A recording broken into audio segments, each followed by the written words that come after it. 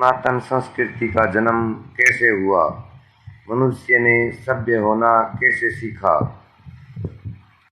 दुनिया का वो इतिहास जो आज तक आपने ना तो सुना है और ना कहीं देखा है, सोशल मीडिया पर पहली बार आपको बताने जा रहा हूँ। दुनिया का सबसे पुराना इतिहास, सनातन संस्कृति का सबसे पुराना इतिहास। नमस्कार दोस्तों, उम्मीद है आप सब अच्छे होंगे। तो चलो शुरू करते हैं मानव के सभ्य होने की कहानी।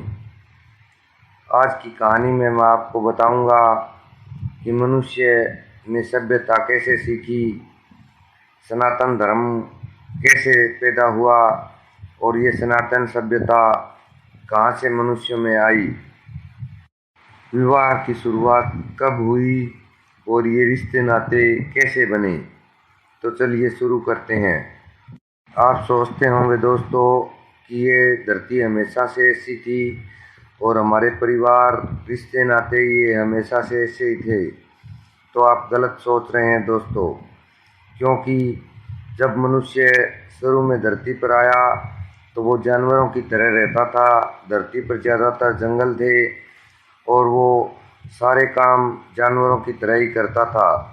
उस समय उसके ना तो कोई माँ बाप थे और ना ही कोई भाई बहन था।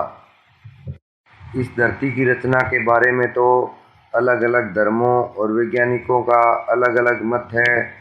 उसका मैं अलग से वीडियो बनाकर आपको बताऊंगा कि ये धरती कैसे बनी और इस पर मनुष्य कैसे पैदा हुआ।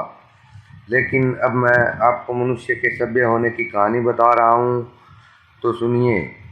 तो शुरू में आदि मानव इस धरती पर पेड़ पौधों को और जीव जंतुओं के मांस को खाकर अपना भोजन करता था और गुफाओं में रहता था। फिर धीरे धीरे उसने आग की खोज की और वो भोजन पकाकर खाने लगा और गुफाओं की जगह पेड़ पौधों को काटकर उनसे झुग्गियां बनाने लगा और उनमें रहने लगा। तो मनुष्य ज़्यादातर जंगलों में अलग अलग कबीलों के रूप में रहते थे। एशिया महाद्वीप के जंगलों में रहने वाले लोग प्रकृति की सुंदरता और यहाँ पर जल वगैरह की अच्छी व्यवस्था होने से धरती के अन्य आदि मानवों की अपेक्षा ज़्यादा बुद्धिमान थे। तो इन कबीलों में दोस्तों शुरू में औरतें प्रधान होती थी और कबीलों की मुखिया भी औरतें ही होती थी। तो सब पावर, टोटल जो शक्ति थी वो औरतों के हाथ में थी, इसलिए वो जिससे चाहे उससे संभोग कर सकती थी। और उस समय औरतें ज़्यादातर संभोग बलवान और सुंदर पुरुषों के साथ करती थी। तो कबीले में जो भी ज़्यादा सुंदर और ज़्यादा बलवान पुरुष होते, उनके चारों तरफ तो हजारों औरतें संभोग करने के लिए हर समय तैयार रहती। लेकिन जो पुरुष कमज़ोर और कुरूप थे वो सारा जीवन बिना ही संभोग के गुजार रहे थे।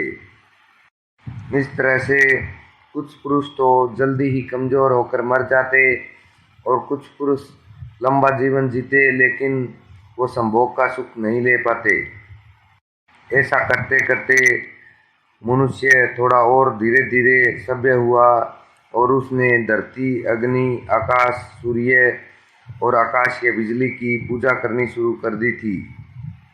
तो बताते हैं दोस्तों कि उसी समय इन एशियाई कबीलों के एक कबीले में सुरजा नाम का एक व्यक्ति हुआ और उसने ये सोचा कि ये धरती और हमें बनाने वाला कौन है, उसकी खोज की जाए। तो इस विचार से वो इधर उधर भटकता रहता। तो एक दिन परमात्मा ने उसे दर्शन दिए और उसको सारा गूढ़ रहस्य बताया जो परमात्मा के ज्ञान के लिए होता है। इसका वर्णन श्री कृष्ण भगवान ने गीता के अंदर भी किया है। तो इस तरह से सुरजा पहला भगत हुआ। उसके बाद उसका एक शिष्य हुआ जिसका नाम बरेट था और बरेट संत परंपरा का पहला ऋषि था और पहला समाज सेवक भी था। क्योंकि जब बरेट को थोड़ा ज्ञान हुआ तो उसने देखा कि ये कबीलों के अंदर एक बहुत ज़्यादा दिक्कत की बात चल रही है कि एक पुरुष तो ज़्यादा संभोग करने की वजह से मर रहा है और दूसरा पुरुष पूरी जिंदगी संभोग का सुख नहीं ले पाता। तो उसने धीरे धीरे सभी कबीलों के जो प्रधान औरतें थी उनको इकट्ठा किया और उनसे विचार विमर्श किया कि ये जो समाज में सबसे बड़ी बुराई इस समय चल रही है उसको दूर किया जाए। तो ये सारा विचार विमर्श करने के बाद उन्होंने तय किया कि एक औरत केवल 4 पुरुषों से के साथ संभोग कर सकती है और वो भी चारों पुरुष अलग अलग तरह के होंगे। उनमें बलवान भी होगा, कुरूप भी होगा, सुंदर भी होगा और कमज़ोर भी होगा। उसके 4 पुरुषों में 4 तरह के व्यक्ति शामिल होंगे। वैसे तो दोस्तों विवाह की नींव यहीं से रखी जा चुकी थी, लेकिन एक पुरुष और एक स्त्री का ब्याह की शुरुआत फिर आगे होती है, वो मैं आपको बताता हूँ।